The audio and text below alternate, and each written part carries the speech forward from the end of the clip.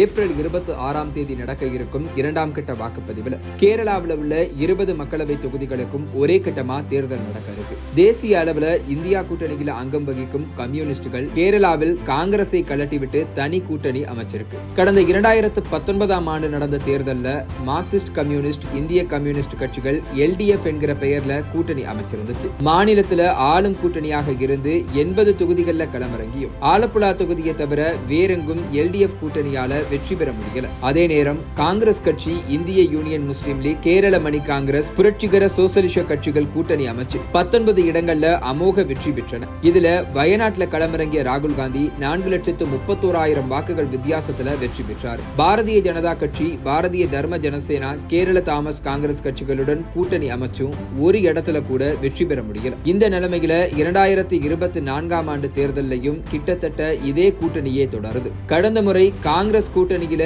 கோட்டயம் தொகுதியை கைப்பற்றிய கேரள மணி காங்கிரஸ் கம்யூனிஸ்டுகள் பக்கம் சாஞ்சிருக்காங்க. பாஜகவோட கூட்டணி வச்சிருந்த கேரள தாமஸ் காங்கிரஸ் கூட்டணியை விட்டு விலகி இருக்கு. வெற்றி கணக்க தொடர காங்கிரசும், தோல்வி கணக்க திருத்தி எழுத கம்யூனிஸ்டுகளும் ஒரு சீட்லயாவது ஜெயிச்சு கணக்க தொடங்க பாஜகவும் தீவிரம் காட்டுறதால அங்க தேர்தல் அனல் பறக்குது. குறிப்பா ராகுல் காந்தி மீண்டும் களமிறங்கி இருக்க வயநாடு தொகுதியில போட்டி கடுமையாகி இருக்கு. கடந்த முறை உத்தரப்பிரதேசத்தின் அமேதி தொகுதி, கேரளாவின் வயநாடு 2 தொகுதிகளில் களமிறங்கி இருந்தாரு ராகுல் காந்தி. இதுல கேரளா கிட்டத்தட்ட 4.5 லட்சம் வாக்குகள் வித்தியாசத்துல ராகுலுக்கு வெற்றியை பரிசா அளிக்க, அமேதியோ 55,000 வாக்குகள் வித்தியாசத்துல தோல்வியடைய செய்தது. இதனால இந்த முறை வயநாடு தொகுதியில மட்டுமே ராகுல் காந்தி மனு தாக்கல் செய்து போட்டியில இறங்கியிருக்காரு. அவரை எதிர்த்து இந்திய கம்யூனிஸ்ட் மூத்த தலைவர் ஆனி ராஜாவையும், பாஜக கேரள மாநில தலைவர் சுரேந்திரனையும் களமிறக்கி இருக்கு. ஆனி ராஜாவுக்கு எதிராக ராகுல் காந்தி போட்டியிடுறத கேரள முதல்வர் பினராயி விஜயன் கடுமையா எதிர்த்திருக்காரு. மணிப்பூர் கலவரத்தை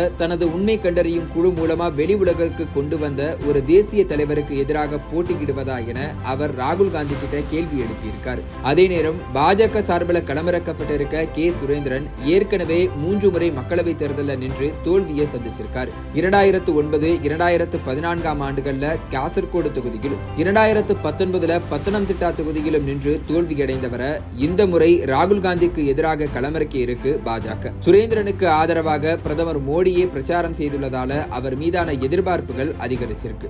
ஒருபுறம் காங்கிரஸோட முக்கிய தலைவர் ராகுல் காந்தி, இன்னொரு புறம் இந்திய கம்யூனிஸ்ட் முக்கிய தலைவர் ஆனி ராஜா, மற்றொரு புறம் பாஜக மாநில தலைவர் சுரேந்திரன் என ஹை ப்ரொஃபைல் வேட்பாளர்கள் களமிறங்கி இருக்கதால நாடு முழுவதும் கவனிக்கப்படும் தொகுதியா மாறியிருக்கு வயநாடு. கடந்த மார்ச் மாதம் கேரளாவில் கருத்து கணிப்பு நடத்திய ABP செய்தி நிறுவனம் காங்கிரசுக்கு கடந்த தேர்தலில் கிடைச்சதை விட 4 தொகுதிகள் குறைவாக கிடைக்கும்னு கருத்து கணிப்பு வெளியிட்டது. ஆனா ஏப்ரல் மாதம் ABP நடத்தின கருத்து கணிப்புல 20 தொகுதிகளையும் காங்கிரஸ் கூட்டணியை கைப்பற்ற உகந்த சூழ்நிலை ஏற்பட்டுள்ளதா தெரிவிக்கப்பட்டிருக்கு. இதனால வயநாடு மட்டும் இல்லாம ஒட்டுமொத்த கேரளாவிலையும் பிரச்சார பணிகள் சூடுபிடிச்சிருக்கு.